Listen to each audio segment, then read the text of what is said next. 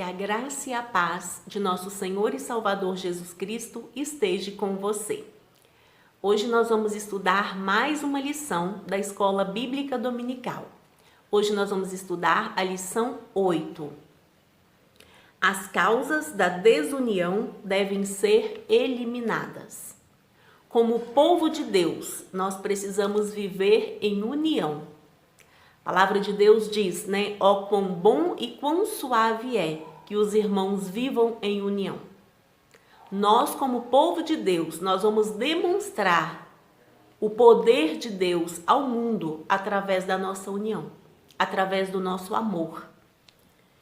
A união é uma força indispensável para a igreja. É um testemunho diante do mundo e um estímulo para o crescimento da obra de Deus. A leitura bíblica em classe encontra-se em Neemias 5, do 1 ao 12. Cristo derrubou o muro da separação que havia entre gentios e judeus, tornando-os uma verdadeira família de Deus. Estava tudo muito bem. Os judeus tinham sido trazidos da Babilônia, o templo havia sido restaurado, havia sido reedificado, o muro tinha havido sido restaurado por Jeremias e os judeus estavam vivendo em união. Mas de repente a oposição se levanta, porque sempre encontraremos objeções na nossa vida. Jesus disse isso: no mundo tereis aflições, mas tende bom ânimo, eu venci o mundo. O que vai nos fazer perder é nós perdermos o ânimo. O que nós não podemos nunca fazer é perder o nosso ânimo. A união que havia ali entre os judeus, quando eles foram levados da Babilônia para Jerusalém, é a união que nós hoje, Igreja de Cristo, devemos ter. O mundo vai ver o nosso amor, a manifestação de Deus em nós, através da nossa união. Esta união, ela não está relacionada a níveis social, a níveis cultural, a níveis políticos, a níveis religiosos. Não. Essa união, ela está relacionada em sermos um em Cristo. Cristo é o que nos fortalece. É quando nós temos a palavra de Deus em nós. Porque Cristo é a palavra revelada de Deus a nós. Salmo 133 diz assim: ó quão bom e quão suave é que os irmãos vivam em união. É como óleo precioso que desce sobre a barba, sobre a orla de Arão. E ali o Senhor ordena a bênção e a vida para sempre. Na união existe a bênção de Deus, existe o favor de Deus. Existe vida na união. Precisamos nos voltarmos a sermos um povo unido, a termos prazer de estarmos juntos. Porque no mundo temos aflições, mas quando nos reunimos como igreja, como povo de Deus, somos um em Cristo, somos um corpo que temos vários membros cuja cabeça é Cristo. E quão bom é estarmos juntos, entrelaçados, unidos nesse corpo, sendo guiados pela cabeça que é Cristo. Na igreja, os crentes sentem apoio espiritual para a sua caminhada. Na igreja, levamos as cargas uns dos outros, ou pelo menos esse é o ensinamento de Jesus, que devemos levar as cargas uns dos outros. A união nos faz fortes. Eclesiastes 4:12 diz assim: o cordão de 3 dobras não se quebra facilmente. E nesse cenário de manifestação de Deus, de cuidado de Deus, de união entre os judeus, essa união começa a ser ameaçada. E qual era essa ameaça agora na vida dos judeus? Era uma ameaça social. A vida dos que voltaram da Babilônia não era nada fácil. E os judeus tiveram que começar a pegar dinheiro emprestado para suprir as suas necessidades. E as pessoas que emprestavam o dinheiro para os judeus, eles emprestavam com usura. E a Bíblia diz que nós não devemos emprestar o nosso dinheiro com usura. Esses juros, o que é usura? É um juro exorbitante, um juros além daquilo que é o certo, o justo. Vou dar um exemplo aqui do que é juros com usura. Hoje, a taxa Selic está a 2%. Se você faz uma compra no seu cartão de crédito e não paga a fatura na data certa, ao ano, os juros do cartão de crédito é mais de 300%. Isso é pegar dinheiro emprestado com juros, com usura. E muitas das vezes, por falta de conhecimento, as pessoas não sabem nem o que estão fazendo, né? Fazem compras com cartão de crédito, não pagam a fatura total, paga só ali a parcela mínima e daqui a pouco ela vai estar pagando juros de mais de 300% ao ano. Exemplo do cheque especial. Se você pega dinheiro emprestado além do limite que você tem lá no seu banco, o cheque especial ele te cobra mais de 110% ao ano.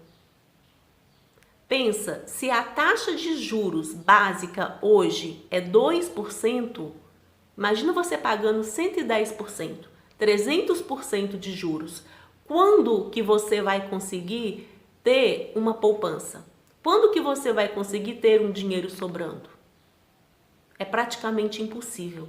Por isso nós devemos buscar o conhecimento. Por isso precisa haver justiça. Mas esperar justiça de um mundo corrompido é triste. Mas como igreja nós podemos ser um povo consciente e fazermos as coisas de maneira certa. E pedirmos ajuda.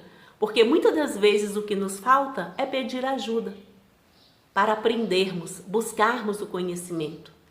A Bíblia fala que o meu povo perece porque lhe falta conhecimento. Devemos gastar tempo com o conhecimento. Quantas das vezes gastamos horas e horas com entretenimento, mas não gastamos minutos com o conhecimento? A injustiça social era uma expressão de falta de amor dos mais ricos para com os mais pobres. E não é diferente nos nossos dias. Mas nós precisamos também, naquela época ali, os judeus eles não tinham muito recursos como nós temos hoje. Hoje nós já vivemos em um mundo globalizado onde nós temos todos os recursos ao nosso favor. Então precisamos usar desses recursos ao nosso favor. E naquela época, Neemias se levantou como líder do povo. E Neemias se levantou a favor do povo. Neemias fez uma grande reunião entre o povo e fez uma proposta. Porque já vimos que Neemias era um homem temente a Deus, era um homem conhecedor das leis. E ele tinha sido promovido a governador para estar ali reedificando o muro de Jerusalém. E Neemias, como governador, tinha trazido comida. E ele tinha vendido comida, ele tinha emprestado dinheiro para os mais ricos daquela época ali também, com pequenas parcelas de juros. Ele tinha cobrado juros, mas o juro certo. E as pessoas que Jeremias emprestou o dinheiro, vendeu os alimentos, estava repassando isso para frente com os juros com usura, com um valor totalmente exorbitante. Não é nada diferente dos nossos dias, né? Mas não vamos entrar nessa questão aqui agora. Então, qual foi a proposta de Jeremias? Olha, eu vou cobrar de vocês só o valor de alimentos que eu vendi, só o dinheiro que eu emprestei e não vou cobrar nem os juros pequenos que eu havia cobrado. E vocês vão fazer da mesma forma com as pessoas. E aquilo pareceu bem aos olhos do povo ali e eles entraram em um acordo. O que nós aprendemos com Neemias nesta passagem? Que aquele que tem mais conhecimento deve se colocar em favor dos que têm menos conhecimento. Como corpo, cada um deve conhecer o seu papel no corpo e devemos usar dos nossos conhecimentos a favor do corpo, que é a Igreja de Cristo. Precisamos nos posicionar para vivermos em união, para termos a bênção de Deus derramada sobre nós. Para isso existem os líderes. Os líderes, eles são levantados exatamente para isso, para interceder em favor do povo, em favor da maioria.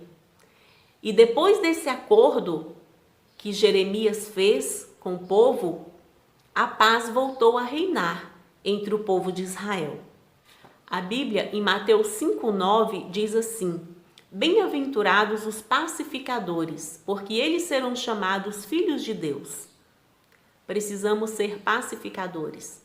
Precisamos ser aqueles que promovem a paz. Não podemos ser aqueles que jogam palha na fogueira, que gostamos de ver o círculo pegar fogo. Para sermos chamados de filhos de Deus, precisamos ser pacificadores. A desunião representa uma obra da carne, Gálatas 5, 19 a 20. Estas coisas entristecem o Espírito Santo, Efésios 4, 30. A desunião destrói a comunhão e o amor entre os irmãos, coisas tão preciosas na igreja. Andai em amor, como também Cristo vos amou, Efésios 5, 2. Quem ama a Deus, ame também o seu irmão, 1 João 4, 21. Jesus orou para que todos sejam um, como tu, ó Pai, o és em mim e eu em ti. João 17, 21. Finalmente, devemos cultivar nosso testemunho diante do mundo. A união entre os crentes é o selo da estabilidade espiritual e da paz na igreja. João 17, 4. A paz foi mantida porque Neemias enfrentou o problema com coragem, com imparcialidade e com sabedoria divina. Não se esqueça de deixar o seu like. Se ainda não se inscreveu, inscreva no canal, compartilhe o vídeo, deixe o seu comentário sobre a lição. Que Deus te abençoe.